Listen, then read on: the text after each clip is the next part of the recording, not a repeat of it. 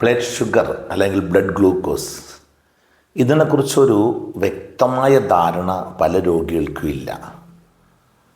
ഇത് ശരിക്കും നമ്മൾ കഴിക്കുന്ന ഭക്ഷണത്തിൽ അരി, കിഴങ്ങ്, ഗോതമ്പ് തുടങ്ങിയ ആ കാർബോഹൈഡ്രേറ്റ്, സ്റ്റാർച്ചുള്ള ഭക്ഷണങ്ങൾ ഇത് നമ്മുടെ വയറ്റിൽ ചെന്ന് ദഹിച്ചതിന് ശേഷം അതിൽ നിന്ന് ഗ്ലൂക്കോസായി മാറിയിട്ട് ആ ഗ്ലൂക്കോസ് നമ്മുടെ കുടലിൻ്റെ ഭിത്തിലൂടെ നേരെ ലിവറിലേക്ക് പോകും. അത് ആ ഗ്ലൂക്കോസ് ബ്ലഡിലേക്ക് വന്ന് അവിടെ നിന്ന് ബ്ലഡിലൂടെ വന്ന് ഒരു 100 ഗ്ലൂക്കോസ് ബ്ലഡിലേക്ക് വരുന്നതിൽ 75% ഗ്ലൂക്കോസ് കൊണ്ട് മസിൽസിൽ സ്റ്റോർ ചെയ്ത് വെക്കും, 20% ലിവറിൽ സ്റ്റോർ ചെയ്ത് വെക്കും.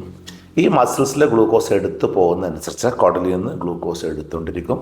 ഒരു ഷുഗർ ലോ പോകുന്ന അവസ്ഥയിൽ ലിവറിൽ നിന്ന് കൊടുത്ത് കോമ്പൻസേറ്റ് 20% ലിവറിൽ സ്റ്റോർ ചെയ്ത് വെക്കും. സോ ഇത് ഇങ്ങനെ ഒരു ട്രാൻസാക്ഷൻ അകത്താണ് നടക്കുന്നുണ്ട്. മസിലെടുത്ത് ഉപയോഗിച്ച് പോവുക, ലിവറിൽ നിന്ന് ചാടുക, കുടലിൽ നിന്ന് എടുക്കുക. ഇതിനെ കൺട്രോൾ ചെയ്യുന്ന 2 ഹോർമോൺസ് നമ്മുടെ പാൻക്രിയാസിൽ നിന്ന് വരുന്ന ഇൻസുലിനും ഗ്ലൂക്കാഗോണും, ഇവ രണ്ടും കൂടിയാണ് ഇതിനെ കൈകാര്യം ചെയ്യുന്നത്. ഇതെന്താണ് ശരിക്കും ട്രാൻസാക്ഷൻ, ഇതിൻ്റെ ബേസിക് എന്താണെന്ന് അറിയാത്ത പലരും ഗ്ലൂക്കോമീറ്റർ വാങ്ങി വീട്ടിൽ വെച്ചിട്ട് ഇടയ്ക്കിടയ്ക്ക് ഗ്ലൂക്കോമീറ്റർ ഓടി ചപ്പാത്തി തിന്നാൽ ഓടിപ്പോയി നോക്കും ഷുഗർ എങ്ങനെയുണ്ട്, ചോറ് എന്നോടൊന്ന് നോക്കും ഷുഗർ എങ്ങനെയുണ്ട്, ഐസ്ക്രീം, ഇത് മിനിറ്റ് വെച്ച് ഓടി നടന്ന് നോക്കിയിട്ട് ഷുഗർ കൂടുന്നത് കുറയുന്നത് കണ്ട് ടെൻഷൻ അടിക്കുക. ഇത് ശരിക്കും വിലയിരുത്താൻ അറിയില്ലെങ്കിൽ ഒന്നും പഠിക്കാത്ത കുട്ടിക്കും ടെൻഷൻ ഉണ്ടാവില്ല, നല്ലോണം പഠിച്ച കുട്ടിക്കും ടെൻഷൻ ഉണ്ടാവില്ല. ഈ ഇടത്തരക്കാർക്ക് മനസമാധാനം ഉണ്ടാകില്ല, സ്വസ്ഥത ഉണ്ടാകില്ല.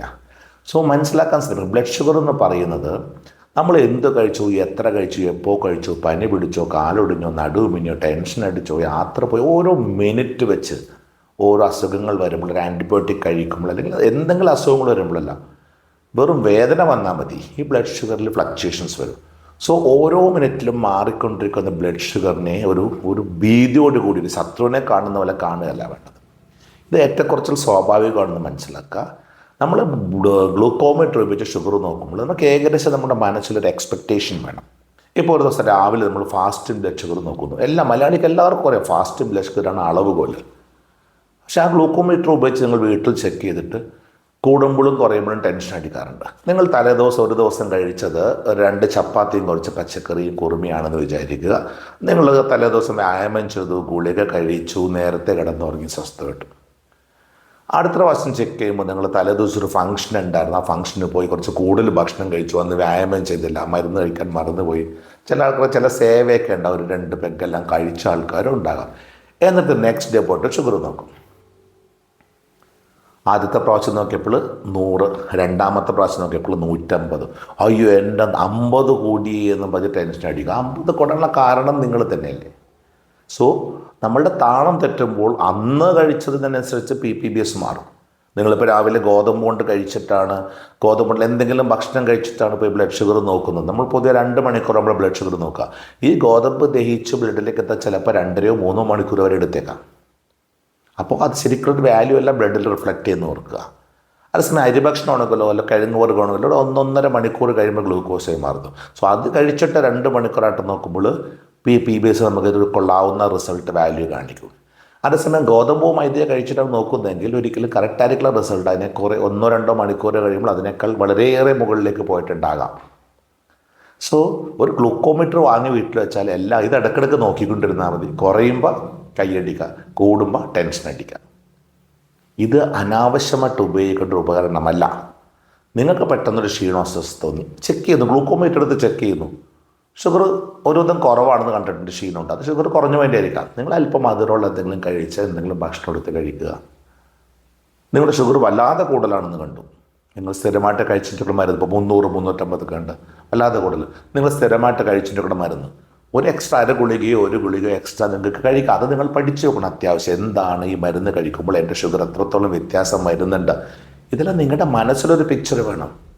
അല്ല രാത്രി ചെറിയൊരു ക്ഷീണം വന്ന് അപ്പോൾ തന്നെ ഓടി ഹോസ്പിറ്റലിൽ പോയി അവിടെ ചെല്ലുമ്പോൾ ക്ഷീണം, ഷുഗർ കുറവ്, ട്രിപ്പ് ഇട്ട് പിറ്റേ ദിവസം നോക്കുമ്പോൾ ഷുഗർ 400 കയറി കാണും. ഇത് നിങ്ങൾ വീട്ടിൽ നിന്ന് ചെറിയൊരു കറക്ഷൻ ചെയ്താൽ തീരാനുള്ള കാര്യമേ ഉണ്ടാവുള്ളൂ.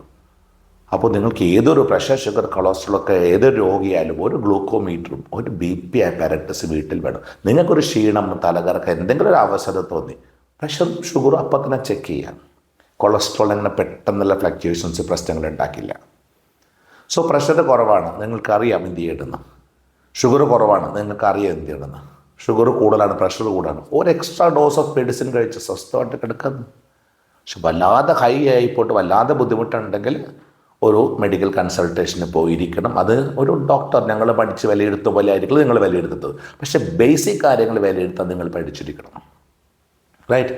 സോ ആ ഗ്ലൂക്കോമീറ്ററിനെ അനാവശ്യമായിട്ട് ഉപയോഗിച്ച് ഒരു ദിവസം 10 പ്രാവശ്യമൊക്കെ നോക്കിയിട്ട് എൻ്റെ ഷുഗർ കൂടി കുറഞ്ഞു എന്ന് പറഞ്ഞ് ടെൻഷൻ എടുക്കുന്ന ഒരർത്ഥമില്ല. കാരണം ഷുഗർ അങ്ങനെ ചട്ടിയും കലവയാ തട്ടിയും മുട്ടിയിരിക്കും എന്ന് പറഞ്ഞ പോലെ ഇതിങ്ങനെ ഫ്ലക്ച്വേറ്റ് ചെയ്തുകൊണ്ടേയിരിക്കും. ഇത് തിരിച്ചറിയുക, കാര്യങ്ങൾ പഠിച്ച് മനസ്സിലാക്കുക. പഠിക്കും തോറും നിങ്ങളുടെ ടെൻഷൻസ് കുറഞ്ഞു വരും. കാര്യങ്ങൾ പഠിക്കുക, മനസ്സിലാക്കുക. ഇതാണ് മലയാളിയുടെ കുഴപ്പം. തെറ്റുകൾ നന്നായിട്ട് പഠിച്ചു വെച്ചിട്ട് അതിനെ ചൊല്ലി ടെൻഷൻ അടിച്ച് ജീവിതം തുടക്കും. ഒരു ജീവിതമുള്ളത് റിലാക്സ്ഡായിട്ട് ജീവിക്കാനുള്ളതാണ്. ആസ്വദിക്കുക. Happy and healthy life always. ഒരു വിട്ടുവീഴ്ചയും പാടില്ല അതിൽ. Okay, thank you.